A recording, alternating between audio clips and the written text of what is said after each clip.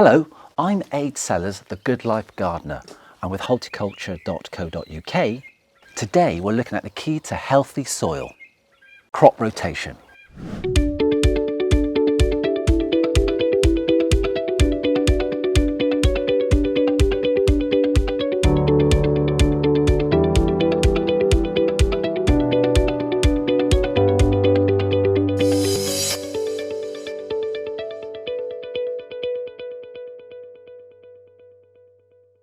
Whether you're new to gardening or a seasoned gardener, mention crop rotation and it can leave many of us confused. But fear not, this short video will illustrate there's no mystery to the subject.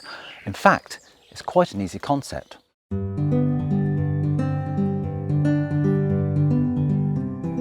Basically, you're not allowing plants of the same family to be grown in the same bed for more than 1 year. Instead, they'll be rotated between a number of different growing areas over the course of several years.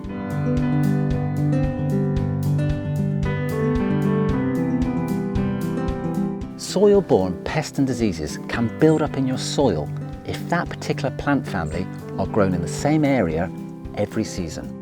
But by rotating annually, pests and spores no longer have the plant as their host, leaving them to decline and die. Certain vegetable foliage, like squashes or potatoes, can help suppress weeds, which means less weeding. Did you know legumes create fixed nitrogen in their roots? Crop rotation allows nutrients from these plants to be passed out across your entire growing area, improving your soil's health.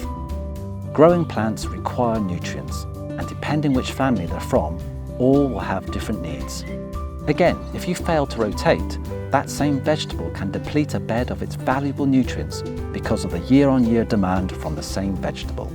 For example, if I continue to use this bed solely to grow potatoes in, several years from now, the nutrients in the soil will be depleted, leading to poor growth.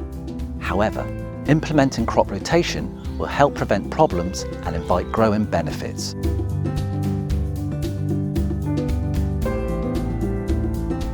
Firstly, you need to look at your gardening space to see what vegetables you enjoy growing. Every growing patch is different. Space might be limited, and of course we all have our favourite growing vegetables. There are plants that will grow happily in the same spot as long as their needs are taken care of.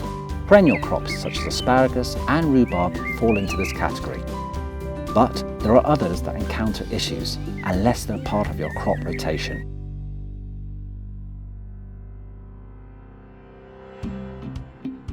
Cabbage, cauliflower, kale, Brussels sprouts, swede and turnip.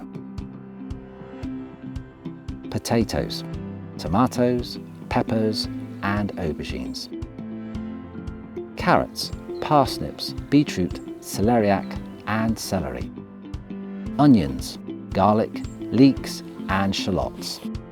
Legumes don't really suffer if continuously grown in one spot, but because they are nitrogen fixers, they're putting back into the soil. So it's good to include this family into your plan.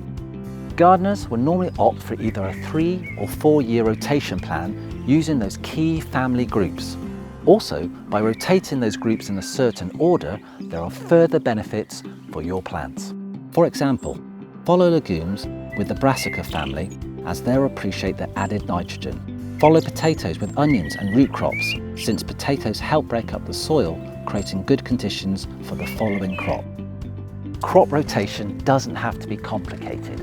With a little planning, you can look forward to years of successfully growing annual vegetables. If you want to know more about crop rotation or any other subject matter on growing your own, then check out horticulture.co.uk. But for now, thank you for watching and happy growing.